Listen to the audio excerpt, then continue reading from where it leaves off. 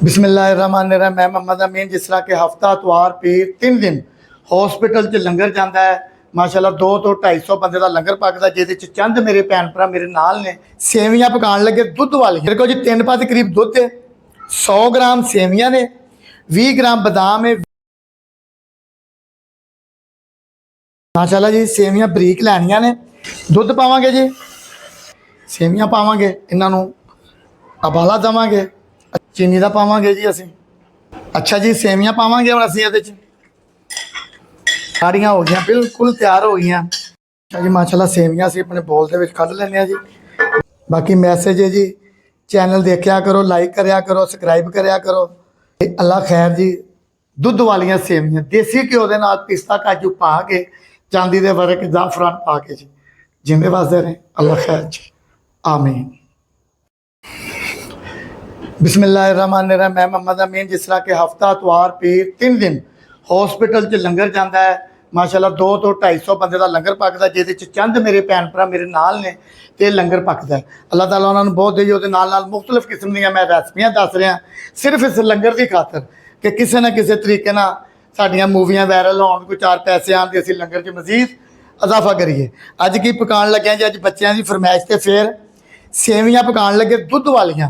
मेरे को जी 3 पास करीब दुध है, 100 ग्राम सेवियां ने, 20 ग्राम बादाम है, 20 ग्राम पिस्ता है, 20 ग्राम काजू, 2 इलायचियां ने, तो 200 ग्राम चीनी है।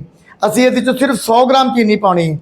देसी घ्यो है, जाफरान है, चांदी के वर्क ने। मुकम्मल पूरी डिटेल तुहानूं दसना जी, इसका तरीकेकार किस तरह है। अच्छा जी सब तो पहले पतीली अच्छी तरीके नाल धो ली असी। ये थोड़ा जिहा देसी घ्यो पाउणा, एवं कोई 20 ग्राम के करीब,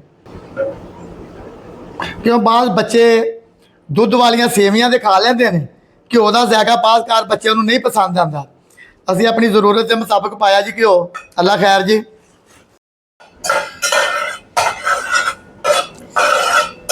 दुध पावांगे जी,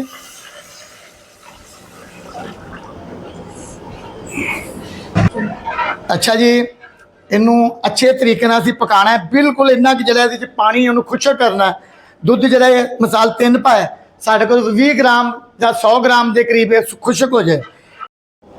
माशाल्लाह जी सेवियां बरीक लैनियां ने।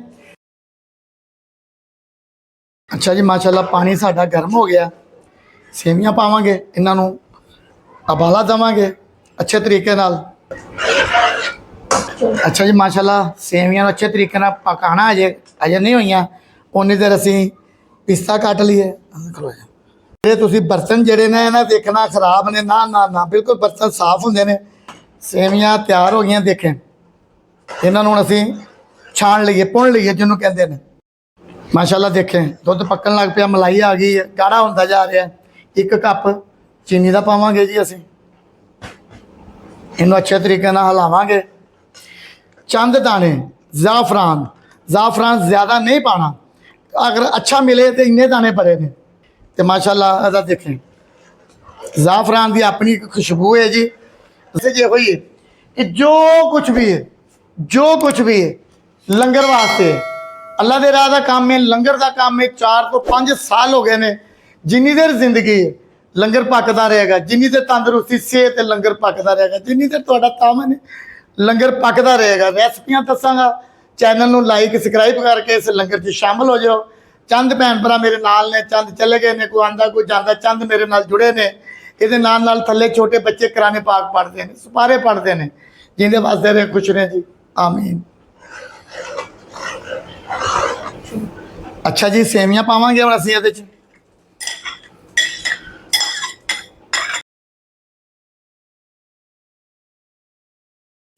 काजू बादाम पिस्ता विच भी पावांगे, उपर भी लावांगे। इन्होंने अजे अच्छे तरीके नाल पकाना है। माशाल्लाह सेवियां साड़ियां वैसे तैयार ने, बहुत अच्छा जायका बनता बच्चों वास्ते। सर्दियों की तो एडी अच्छी रेसिपी कि घ्यो देसी पिया है।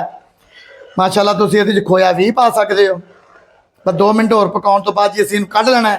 माशाल्लाह देखें सेवियां अपना आप दस रही ने, गाढ़ियाँ हो गई, बिल्कुल तैयार हो गई। अच्छा जी माशाल्लाह सेवियां असीं अपने बोल के कढ लेने जी। बाद च डेकोरेशन करने, चांदी के वर्क लाने जी। अल्लाह खैर। माशाल्लाह जी सेवियां तैयार जी, डेकोरेशन करांगे। तुसीं जिन्ना मर्जी पा सकते हो जी। ਫਰੂਟ ਆਪਣੀ ਗੁੰਜਾਇਸ਼ ਦੇ ਮੁਤਾਬਕ ਹੈ। ਮੈਂ ਦਿਖਾਇਆ ਜ਼ਰਾ ਥੋੜ੍ਹਾ ਜ਼ਿਆਦਾ ਸੀ, ਮਗਰ ਪਾ ਮੈਂ ਇਸ ਕਰਕੇ ਘੱਟ ਰਿਹਾ ਕਿ ਬੱਚੇ ਕਈ ਖਾਂਦੇ ਨੇ, ਜਿਸ ਤਰ੍ਹਾਂ ਤੁਹਾਨੂੰ ਦੱਸਿਆ। ਤੇ ਰੈਸਪੀ ਸਾਡੀ ਮੁਕੰਮਲ ਹੋ ਗਈ ਜੀ। ਇੱਥੇ ਲਾਵਾਂਗੇ ਜੀ ਅਸੀਂ ਚਾਂਦੀ ਦੇ ਵਰਕ, ਮਾਸ਼ਾਅੱਲਾ।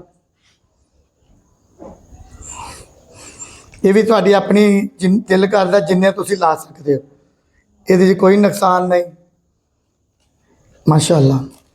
ਅੱਲਾ ਖੈਰ ਜੀ। माशाल्लाह जी सेवियां तैयार हो गई, लंगर का पकना है कल देखेंगे जी, पुलाव पकाने कोई। तो अल्लाह खैर जी, दुध वालियां सेवियां देसी घ्यो के नाल पिस्ता काजू पा के, चांदी दे वर्क जाफरान पा के जी, जिंदे वास्ते रहे। अल्लाह खैर जी, आमीन।